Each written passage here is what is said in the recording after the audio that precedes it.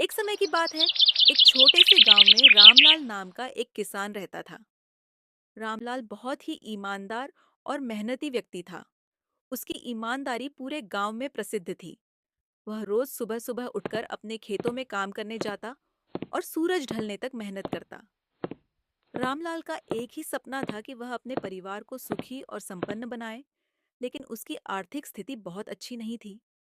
उसके पास सिर्फ एक छोटा सा खेत था, जिससे वह अपने परिवार का पेट भरता था। हालांकि रामलाल के जीवन में कई कठिनाइयां थीं। मौसम के बदलाव और फसल खराब होने की वजह से कभी-कभी उसकी मेहनत बेकार चली जाती थी। उसके पास केवल एक पुराना बैल था, जो उसके सारे काम में उसका साथ देता था। वह अपने बैल का भी बहुत ध्यान रखता था, जैसे वह उसके परिवार का ही हिस्सा हो। उसकी पत्नी और बच्चे भी इस संघर्ष में जीवन में उसका साथ देते थे, लेकिन परिवार की गरीबी से सभी परेशान थे। एक दिन रामलाल अपने खेत में काम कर रहा था। तभी उसे जमीन में कुछ कठोर वस्तु महसूस हुई। उसने जल्दी से फावड़े से खुदाई शुरू की और कुछ ही देर में उसने देखा कि जमीन के नीचे एक बड़ा बर्तन है। जब उसने बर्तन खोला तो उसकी आंखें फटी की फटी रह गईं। बर्तन सोने के सिक्कों से भरा हुआ था। रामलाल के मन में पहले तो खुशी का संचार हुआ, लेकिन फिर उसने सोचा कि यह धन उसका नहीं है।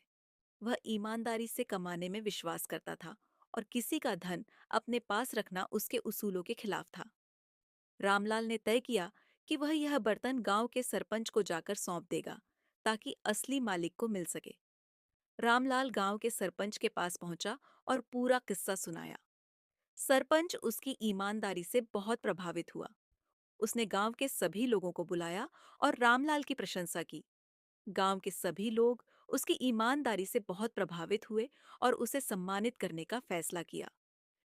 सरपंच ने घोषणा की कि जो भी व्यक्ति उस धन का असली मालिक हो, वह सामने आकर अपना दावा कर सकता है। कई दिनों तक इंतजार करने के बाद भी कोई सामने नहीं आया। तब सरपंच ने कहा, रामलाल, तुमने यह धन ईमानदारी से लौटाया है, इसलिए अब यह तुम्हारा ही है। भगवान ने तुम्हारी मेहनत का फल दिया है। रामलाल ने सोने के सिक्कों का सही उपयोग किया। उसने अपने खेतों की देखभाल के लिए नए औजार खरीदे, घर की मरम्मत करवाई और अपने बच्चों की शिक्षा का इंतजाम किया। अब वह पहले से ज्यादा खुशहाल जीवन जीने लगा। लेकिन सबसे बड़ी बात यह थी कि उसकी ईमानदारी ने उसे गांव में और भी अधिक सम्मान दिलाया। रामलाल अब भी उतनी ही मेहनत और ईमानदारी से काम करता था, लेकिन अब उसका जीवन पहले से ज्यादा खुशहाल और संपन्न हो चुका था। गांव के लोग उसकी तारीफ करते नहीं थकते थे और उसकी कहानी पूरे इलाके में मशहूर हो गई। रामलाल की ईमानदारी और उसकी मेहनत ने उसे न सिर्फ संपन्न बनाया, बल्कि उसे एक मिसाल बना दिया।